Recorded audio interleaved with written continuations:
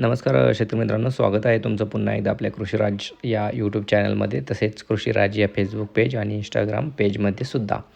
तर आज आपण पाहणार आहोत जे काही सोयाबीनचं आपलं तणनाशक आहे. तर ते तणनाशक आपण आणलेलं आहे ज्युफ्लेक्स नावाचं तणनाशक, आणि प्रति एकरसाठी आपण हे जे काही पाहत आहात पाठीमागे, तर हा आपला 1 एकरचा सोयाबीनचा प्लॉट आहे. आता प्रति एकरसाठी आपण 10 पंपाचं औषध आणलेलं आहे. पंपासाठी आपल्याला ते 40 ml आपल्याला वापरायचं आहे. प्रति 20 लिटरचा पंप आहे. तर 400 mlची ही बॉटल आहे. आणि या ठिकाणी हे जे काही झाकण आहे हे याला मार्किंग आहे 50 ml पर्यंत.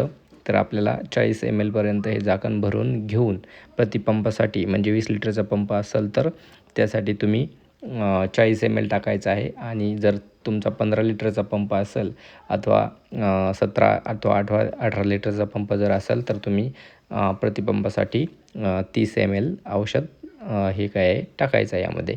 तर आता याच्यामध्ये सोयाबीनमध्ये 2 स्टेजला तणनाशक आपल्याला मारता येतं.